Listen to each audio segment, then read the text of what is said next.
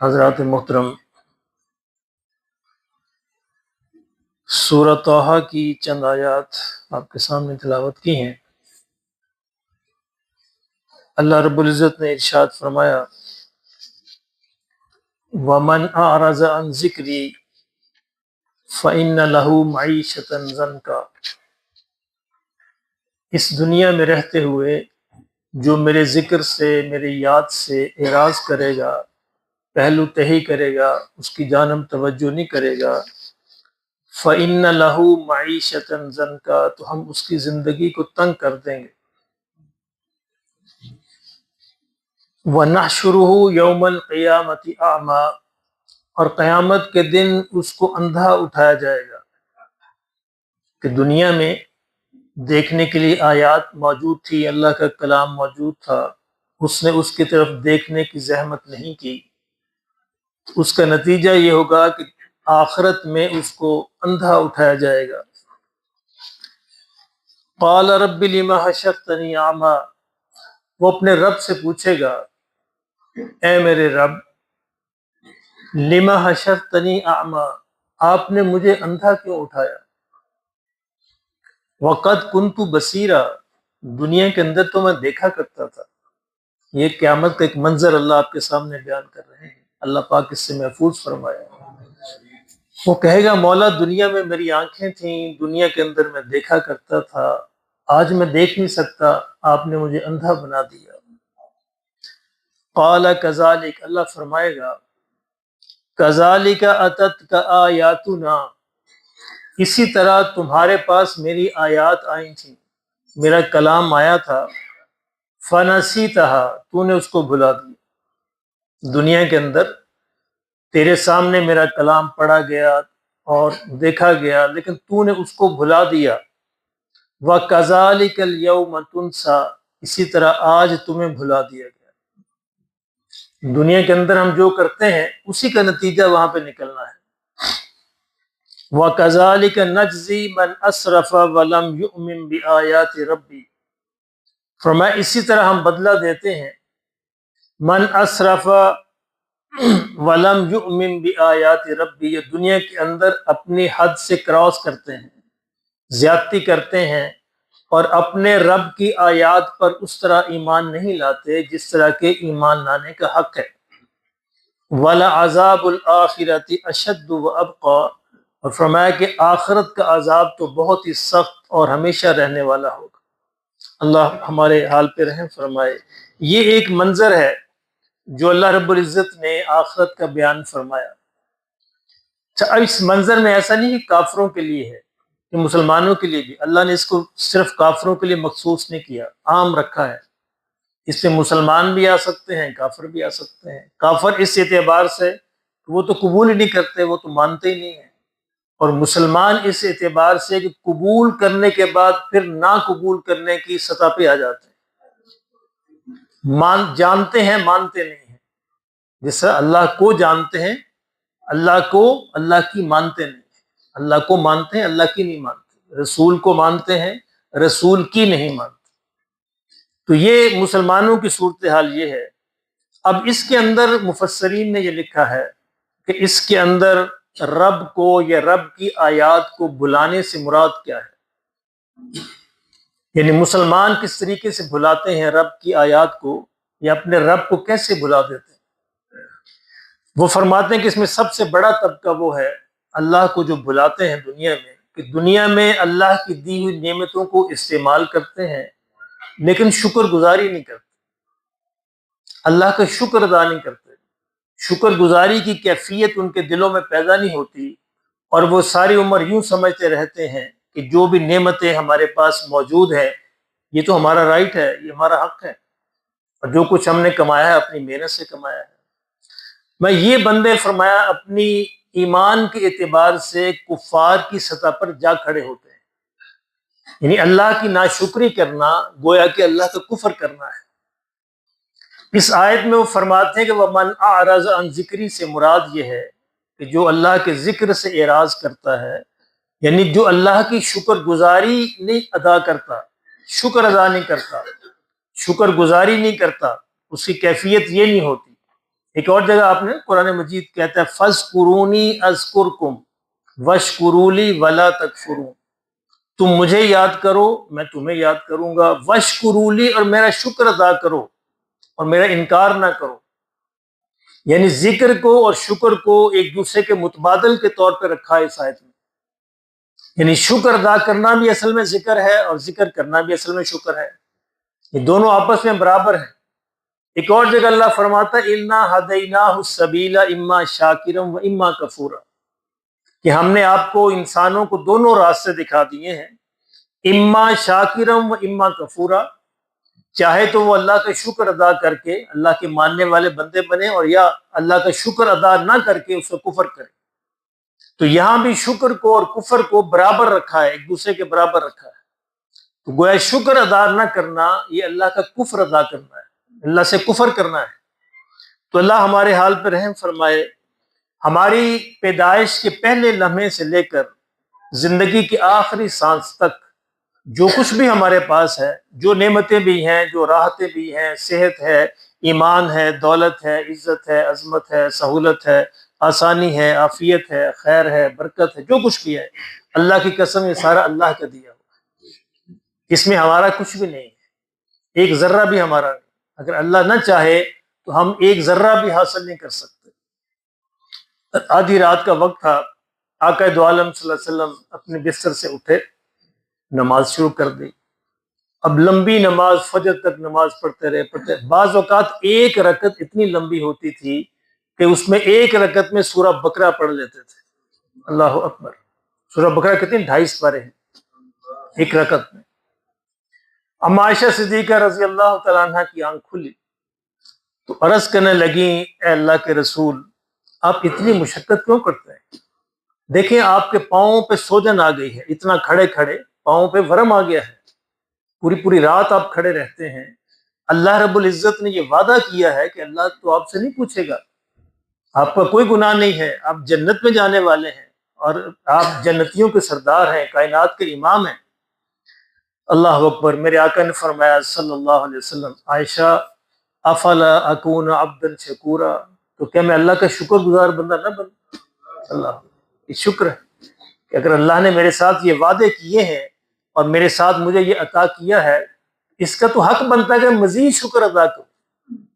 تو یہ شکر کا طریقہ ہے، شکر کا ایک طریقہ ہے دل سے شکر ادا کرنا۔ دل سے شکر سے کیا مراد ہے کہ دل کے اندر ہمیشہ یہ کیفیت رہے، یا اللہ تیرا شکر ہے، تیرا احسان ہے، تو نے مجھے یہ نعمت دی، تو نے مجھے یہ راحت دی، تو نے مجھے یہ دیا، یہ دیا، یہ دیا۔ یہ دل کے اندر، اللہ دل کی آواز کو جانتا ہے۔ اور شکر کا دوسرا طریقہ زبان سے شکر ادا کرنا، اللہم لک الحمد ولک الشکر، جس طریقے سے انسان ادا کرے، اپنی زبان میں ادا کرے، عربی میں کرے، پنجابی میں کرے، اردو میں کرے، جیسے بھی کرے، اللہ کا شکر ادا۔ الحمدللہ کہنا سب سے بڑا شکر ہے، الحمدللہ، ہر بات پہ الحمدللہ۔ اور تیسرا شکر عملی شکر ہے، دل کا شکر، زبان کا شکر اور عمل کا شکر۔ عملی طور پر جو نعمت اللہ نے آپ کو دی ہے اس کو اللہ کے راستے میں خرچ کرنا، یہ عملی شکر ہے۔ اللہ نے صحت دی ہے تو صحت کو اللہ کی عبادت میں لگایا جائے، اللہ کی مخلوق کی خدمت میں لگایا جائے۔ اللہ نے علم دیا ہے تو اس علم کو اللہ کے مخلوق کے لیے بانٹا جائے، اور اللہ نے دولت دی ہے تو اس کو اللہ کی مخلوق پہ خرچ کیا جائے، یہ عملی شکر ہے۔ تو یہ تینوں شکر مطلوب ہیں، دل کا بھی، زبان کا بھی اور عملی شکر بھی۔ اب دیکھیں عملی شکر میں نے ابھی مثال دی، نبی اقدس صلی اللہ علیہ وسلم کس طرح یہ عملی شکر ہے، پوری پوری رات نماز کے اندر کھڑے رہنا۔ جب مکہ فتح ہوا ہے، 10,000 کا لشکر ہے مسلمانوں کا، اور مکہ والے تو بڑے تھوڑے سے تھے، وہ پہلے ڈر گئے تھے لشکر دیکھ کر ہی۔ اور نبی صلی اللہ علیہ وسلم اس عالم کے اندر مکہ میں داخل ہو رہے ہیں کہ شکر کی وجہ سے آپ کا سر اتنا جھکا ہوا تھا کہ سر مبارک اونٹ کی کوہان پہ لگ رہا تھا۔ اللہ اکبر! گویا سجدے کے اندر پڑے ہوئے تھے کہ یا اللہ تیرا شکر ہے، تو نے وہ دن دیکھنا نصیب فرمایا کہ جس شہر سے بے یار و مددگار ہم نکالے گئے تھے، آج اس شہر میں ہم فاتح کے طور پہ داخل ہو رہے ہیں۔ یہ شکر ہے۔ تو شکر کا طریقہ جو بھی ہے، بہرحال انسان اس کے اپنے آپ کو ہمیشہ اس پہ پابند رکھے کہ یا اللہ تیرا شکر ہے۔ میں چند مثالیں آپ کے سامنے عرض کرتا ہوں، پھر دیکھیے کہ ہم کتنی یعنی نعمت کے اندر ہیں۔ اگر آپ کے پاس 1 لاکھ یا 2 یا 3 لاکھ، 1 لاکھ سے لے کر 3 لاکھ روپیہ آپ کے پاس موجود ہے، اور آپ کسی بھی وقت شارٹ نوٹس پہ اس کو اپنے استعمال میں لا سکتے ہیں، میں زیادہ رقم نہیں بتائی، 1 سے لے کر 3 تک، 1 لاکھ یا 2 لاکھ یا 3 لاکھ آپ کے پاس موجود ہے کیش کی صورت میں یا کسی اور صورت میں، جس کو آپ کسی وقت بھی اپنی کسی ضرورت میں استعمال کر سکتے ہیں، تو آپ جانتے ہیں کہ آپ دنیا کی 7-8 ارب کی جو آبادی ہے اس کا 5% ہے لوگ، صرف 5% وہ لوگ ایسے ہیں جن کے پاس 3 لاکھ روپیہ ہے۔ 7 ارب آبادی میں آپ بھی ان میں شامل ہوتے ہیں، 5% لوگوں میں، صرف 5 کہ جن کے پاس اتنی رقم موجود ہے۔ تو کیا پھر شکر نہیں بنتا اللہ کا؟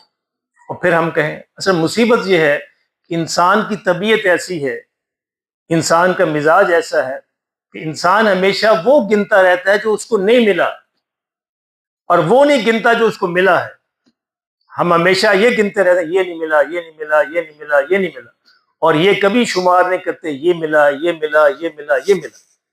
اگر یہ شمار کریں تو اللہ کی قسم ملنے والی چیزیں زیادہ ہیں اور نہ ملنے والی کم ہیں، لیکن اپنے مزاج کے اعتبار سے انسان ناشکرا پیدا ہوا ہے۔ اس کو شکر کے اندر لانا ہے تاکہ ہم جنت والے بنیں۔ اگر آپ کو پیاس لگتی ہے اور پیاس لگنے پر آپ کے پاس 1 گلاس پانی موجود ہے پیاس بجھانے کے لیے، 1 گلاس پانی، تو پتہ ہے آپ کس طبقے میں شامل ہیں؟ دنیا کی 7 ارب آبادی میں سے صرف 20% لوگ ہیں، 20% صرف، جن کے پاس یہ نعمت ہے، جن کے پاس ہر وقت 1 گلاس پانی ہوتا ہے۔ ہمیں اس کا اندازہ نہیں، تو ہم تو ایک خاص ماحول میں رہ رہے ہیں نا جہاں پانی پانی ہے، ہم تو دنیا دیکھی نہیں ہمیں کہ دنیا کس ماحول میں رہ رہی ہے۔ ایک زیادہ نہیں، میں کہہ رہا 1 گلاس پانی پینے کے لیے اگر آپ کے پاس موجود ہے تو کہیے الحمدللہ، یا اللہ تیرا شکر ہے۔ کیوں کہ آپ دنیا کی 20% آبادی میں صرف جو 20%، باقی 80% کے پاس یہ نعمت نہیں، انہیں ایک گلاس پانی کے لیے مرنا پڑتا ہے، ایک گلاس پانی کے لیے میلوں کا سفر کرنا پڑتا ہے۔ بلوچستان کے اندر لوگ 2 شادیاں کیوں کرتے ہیں؟ اس کی ایک وجہ پانی بھی ہے۔ ایک بیوی صرف اس لیے جو سارا دن پانی لے کے آئے گی، اور ایک بیوی اس لیے جو بچے پالے گی۔ یہ آسان نہیں، یہ بہت بڑی نعمت ہے، ہمیں اس کا اندازہ نہیں ہے۔ یعنی پانی جتنی بڑی نعمت ہے، دنیا کی جو اگلی یعنی جنگیں جو ہونے والی وہ پانی پہ ہونے والی، پانی نہیں ملے گا دنیا کو، اور اگلی جو جنگیں ہیں آج سے 30 40 50 100 برس بعد وہ پانی پہ ہوں گی۔ تو اگر آپ کے پاس 1 گلاس پانی موجود ہے تو آپ دنیا کی 20% آبادی میں شمار ہوتے ہیں جن کے پاس یہ نعمت موجود ہے۔ ابھی دیکھیں سخت سردی کے اندر اگر آپ صبح سو کے اٹھتے ہیں اور سو کے اٹھتے ہیں تو آپ کو یہ اندازہ ہوتا ہے کہ گرم لحاف آپ کے اوپر ہے، نرم گدا جو ہے آپ کے نیچے بچھا ہوا ہے، اور آرام دہ ماحول کے اندر ماشاءاللہ آپ نے آرام بسر کے رات بسر کی الحمدللہ۔ آپ دنیا کی صرف 30% آبادی سے تعلق رکھتے ہیں، دنیا کی 70% آبادی کے پاس یہ نہیں ہے، اور آپ اس خوش نصیب طبقے میں شامل ہیں، اس 30% میں جن کو یہ نعمت میسر ہے، گرم لحاف، نرم بستر اور آرام دہ کمرہ۔ اور پھر ہم نہ کہیں کہ اللہ تیرا شکر نہیں ہے، تو کہیے یا اللہ تیرا شکر ہے، الحمدللہ، یا اللہ تیرا شکر ہے۔ اور اسی طرح اگر آپ صبح اٹھتے ہیں اور صبح اٹھ کر آپ نہانے کو دل کرتا ہے، واش روم میں جاتے ہیں، شاور کھولتے ہیں، گرم پانی جو ہے وہ آپ کا منتظر ہے اور آپ کا جسم جو ہے راحت محسوس کرتا ہے، تو آپ جانتے ہیں کہ دنیا کے کروڑوں لوگ ایسے ہیں، پورا فلسطین، کشمیر، افغانستان، عراق، لیبیا، شام، اور یہ جو ہے سوڈان اور افریقہ کے بے شمار ملک جن کے پاس یہ نعمت میسر نہیں ہے، جو جب چاہیں گرم پانی سے نہا نہیں سکتے، اور آپ اس چند فیصد طبقے کے اندر شامل ہیں جن کے اندر یہ نعمت موجود ہے۔ کہیے الحمدللہ، یا اللہ تیرا شکر ہے کہ اللہ نے یہ دے رکھا ہے۔ اگر آپ کے بچے دن میں 3 دفعہ کھانا کھاتے ہیں، دن میں 3 دفعہ کھانا کھاتے ہیں، تو پتہ ہے آپ کون سے طبقے میں شامل ہیں؟ یہ دنیا کی صرف 20% آبادی کو یہ نعمت میسر ہے۔ 80% لوگوں کو یہ نعمت میسر نہیں ہے جو 3 وقت کھا سکیں، کوئی 2 وقت، کوئی 1 وقت، بس۔ یا اللہ تیرا شکر ہے، الحمدللہ، کہ یا اللہ تیرا احسان ہے کہ تو نے اس طبقے کے اندر رکھا ہے۔ آپ صبح کو اٹھتے ہیں اور صبح اٹھ کے آپ اپنے ہاتھ کو ہلا سکتے ہیں، یہ میرا ہاتھ ہل رہا ہے، میری مرضی سے نہیں ہل رہا، اللہ کی قسم، یہ اللہ کے حکم سے ہل رہا ہے۔ اور آپ اٹھتے ہیں، آپ صبح اٹھ کے آپ یہ اندازہ کریں کہ آپ کے ہاتھ ہل رہے ہیں، آپ کے گھٹنے حرکت کر رہے ہیں، آپ اپنی ٹانگوں پہ وزن ڈال سکتے ہیں۔ تو پتہ ہے آپ دنیا کی کس آبادی میں شامل ہیں؟ دنیا کی 40% آبادی، 7 ارب میں سے 40% آبادی اپنے گھٹنے، اپنے ٹخنے، اپنے ہاتھ نہیں ہلا سکتے، اپنی مرضی سے ان کے جوڑ نہیں ہلتے۔ 40% آبادی دنیا کی اس مرض کے اندر مبتلا ہے، اور آپ مبتلا نہیں ہیں۔ کہیے یا اللہ تیرا شکر، الحمدللہ، یا اللہ تیرا احسان ہے، یا اللہ تیرا شکر ہے۔ اگر آپ صبح اٹھتے ہیں اور آپ کے پاس پروٹھا موجود ہے کھانے کے لیے، اور جب چاہتے ہیں آپ پیزا منگوا سکتے ہیں، فرائیڈ چیزیں منگوا سکتے ہیں، تو آپ دنیا کے صرف 7% طبقے میں شامل ہیں۔ باقی 93% کو یہ سہولت میسر نہیں ہے کہ وہ جب چاہیں پراٹھا کھا سکیں، وہ جب چاہیں پیزا کھا سکیں، جب چاہیں چیزوں کو آرڈر کر کے گھر منگوا سکیں۔ صرف دنیا کی 7 ارب آبادی میں سے 7% کو یہ نعمت میسر ہے، اور آپ بھی ان کے اندر شامل ہیں۔ کہیے یا اللہ تیرا شکر ہے، الحمدللہ، اللہم لک الحمد ولک الشکر۔ اچھا، یہ بعض اوقات انسان بڑا مایوس ہوتا ہے کہ یا اللہ میں تیرا شکر کیسے ادا کروں۔ ایک بڑی حضور کی بڑی ایک پیارا طریقہ ہے شکر ادا کرنے کا، وہ جملہ آپ بھی سیکھ لیجئے، اللہم لک الحمد کالذی تقول، یا اللہ تیرا شکر ویسے ہی ہے جیسے تو خود کہے، اللہم لک الحمد کالذی تقول وخیرا مما نقول، اور اس سے کہیں بہتر جو ہم کہیں۔ یعنی بعض اوقات انسان کے الفاظ جواب دے جاتے ہیں، یا اللہ میں تیرا شکر کیسے ادا کروں۔ تو حضور کا یہ کلمہ بڑا ہی خوبصورت ہے صلی اللہ علیہ وسلم، اس کو سیکھ لیجئے، اللہم لک الحمد کالذی تقول وخیرا مما نقول، کہ یا اللہ تیرا شکر ویسے ہی ہے جیسے تو خود کہے، اور اس سے کہیں بہتر جو ہم کہیں۔ ہم تو کہہ نہیں سکتے، ادا ہی نہیں کر سکتے، ہمیں پتہ ہی نہیں چلتا، تو یا اللہ تو ہمارا جیسا بھی ہے ٹوٹا پھوٹا شکر جو ہے وہ قبول فرما لے۔ اگر آپ صبح اٹھ کے آپ کو محسوس ہوتا ہے کہ آپ سانس لے سکتے ہیں، اچھا یہ کوئی معمولی نعمت نہیں ہے کہ آپ سانس لے سکتے ہیں، آکسیجن اندر جا سکتی ہے، کاربن ڈائی آکسائڈ جو ہے باہر جا سکتی ہے۔ یہ دنیا کی اس وقت 20% آبادی جو ہے پوری دنیا کی، یہ سانس کے مرض کے اندر مبتلا ہے، اور آپ اس کے اندر مبتلا نہیں ہے، تو یا اللہ تیرا شکر ہے، اللہم لک الحمد ولک الشکر۔